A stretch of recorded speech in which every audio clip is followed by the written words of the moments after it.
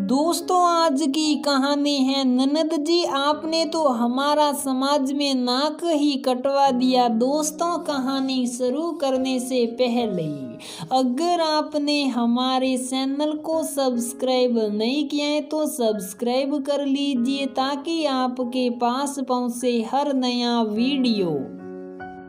रात के 10 बज रहे थे और अभी तक जया किशन समेटकर पढ़ने नहीं बैठ पाई थी। ये केवल एक दिन की ही बात नहीं थी, ये तो रोज की ही बात थी। सारे घर का काम करना, दिन भर सबके ताने सुनना और हमेशा घर में कैद रहना, यही उसकी दिनचर्या थी। उसकी उम्र की सभी लड़कियां कॉलेज जाती थी, बस वही घर में रहकर प्राइवेट परीक्षा देने की तैयारी कर रही थी। वह भी केवल अपने पापा की कृपा से, नहीं तो बाकी परिवार तो उसे देखना ही नहीं चाहता था। भाई भाभी से तो कोई आशा की ही नहीं जा सकती थी, जब उसकी अपनी माँ भी उससे कभी सीधे मुंह बात नहीं करती थी।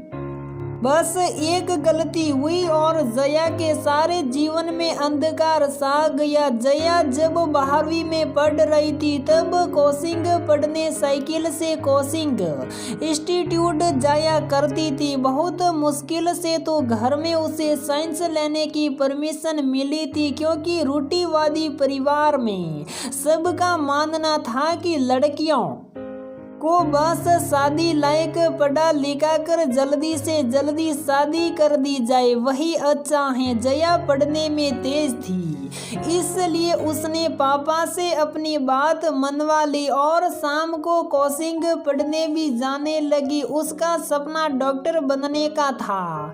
इतने योग्य छात्रा होने के बाद भी पता नहीं दुर्भाग्य ने उसे अपना शिकार क्यों बना लिया। उसका सहपाठी नितिन, जो घर के पास ही रहता था, वह भी साइकिल से कोचिंग पढ़ने जाता था। अक्सर दोनों एक साथ ही आते जाते थे और बात करते रहते थे। सड़ती हुई उम्र में वे समझ ही नहीं सकेगी कब उनकी बातचीत प्रेम में बदल गई। जया अपने सपनों को तिंजांजलि देकर उससे विवाह के लिए तैयार हो गई, लेकिन जानती थी कि उसके घर में इस बात को कभी स्वीकार नहीं किया जाएगा। नितिन भी नौकरी तो करता नहीं था, इसलिए जानता था कि उसके घरवाले भी नहीं मानेंगे। दोनों ने निश्चय किया कि घर से कहीं भाग चलते हैं और विवाह कर के छोटी मोटी नौकरी तलाश के अपनी पढ़ाई पूरी करते रहेंगे। लक्ष्य पाने के बाद सबके सामने आकर सबको सौंका देंगे। कम उम्र के काल्पनिक व एक तरह से मूर्खतापूर्ण सपने देखकर वे घर से भाग गए। दूसरे शहर में पहुंचे और किसी तरह से एक होटल में अपने रहने का इंतजाम किया। होटल वाले को शक हो गया और उसने पुलिस में शिकायत कर दी। पुलिस की पूछताछ करते ही कोई बात छुपी नहीं रही और पुलिस ने दोनों के माता पिता को बुलाकर उन्हें सौंप दिया। नितिन का जो हुआ सो हुआ, पर जया के परिवार वाले तो उसे घर से लाना ही नहीं चाहते थे, लेकिन मजबूर थे कि पुलिस से कैसे मना करते। उसे घर तो लाना पड़ा, पर पूरे मोहल्ले को पता चल गया। वे छोटे शहर में रहते थे जहां इसे अपराध या पाप की श्रेणी में रखा गया। ना जाने कितने व्यंग्य बाण जया के माता पिता और भाई को सहने पड़े।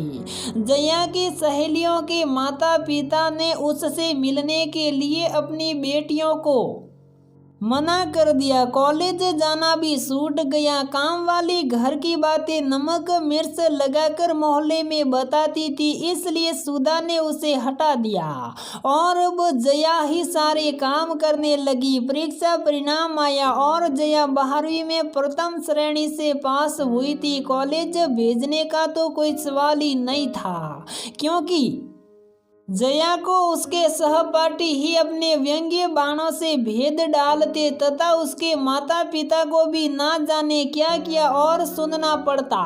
पापा ने उसका बीए का प्राइवेट फॉर्म भरवा दिया। पूरे घर के काम करते करते उसे पढ़ने का समय नहीं मिलता था।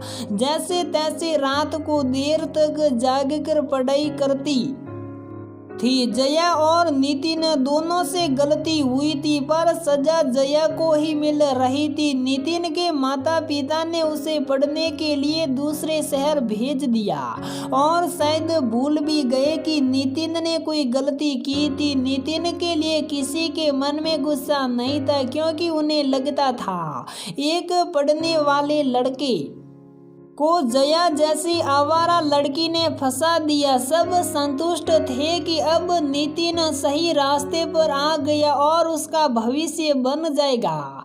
लेकिन जया की चिंता किसी को नहीं थी। ऐसे ही समय चलता गया। जया मेहनत करके पढ़ रही थी। होशियार तो थी ही, प्राइवेट पढ़ाई में भी उसने बहुत अच्छे अंक प्राप्त किए और यूनिवर्सिटी में भी स्थान पाया। उनके परिवार के हिसाब से अब जया का विवाह कर देना चाहिए था, परंतु अभी भी उसकी बदनामी कम नहीं हुई थी, इसलिए कोई अच्छा रिश्ता नहीं मिल पा रहा था।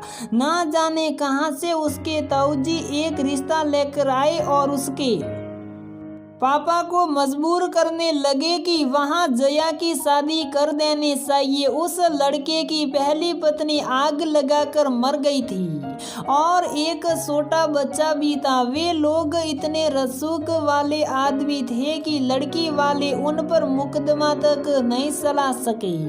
जया के ताऊजी को ये रिश्ता होने से लाभ था क्योंकि ऐसे रसूख वाले व्यक्ति उनके रिश्तेदार बन जाते। वह बार बार रिश्ते के लिए दबाव डालने लगे। सुधा भी रिश्ता करने के लिए तैयार हो गई क्योंकि उन्हें लग रहा था कि और कोई लड़का तो मिल ही नहीं सकता। तब अचानक जया के पापा बोल उठे कि मैंने अपनी बेटी को बहुत दिन दंड दे दिया, अब मैं उसे और दंड नहीं दे सकता। वह इतने अच्छे अंकों से पास हुई है, मैं उससे अन्याय नहीं कर सकता।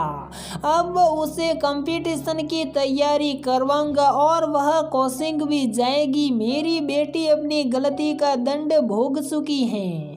डॉक्टर बनने का सपना छोड़कर और परिवार व समाज से अपमान करवाकर मुझे उसकी बुद्धिमानी पर कोई संदेह नहीं है। अब वह अपने जीवन का सही लक्ष्य प्राप्त के पारित भी कर लेगी। बच्चे से गलती हो सकती है लेकिन इसके लिए उसे उतना ही दंड देना चाहिए जितना आवश्यक हो। ऐसा विवाह करके मैं उसे उम्र कैद के समान सजा नहीं दे सकता। ना जाने कितने लंबे समय से आंसुओं को समेटे जया आकर के पापा के गले से लग गई और उसके आंसुओं से उन्हें वचन दे दिया कि वह इस बार उनका मस्तक झुकने नहीं देगी बल्कि गर्व से ऊंचा कर देगी। तो दोस्तों हमारी ये कहानी यहीं पर समाप्त होती है। अगर आपको हमारी ये कहानी पसंद आती है तो वीडियो को लाइक करें, शेयर करें और हमारे चैनल को सब्सक्राइब जरूर करें।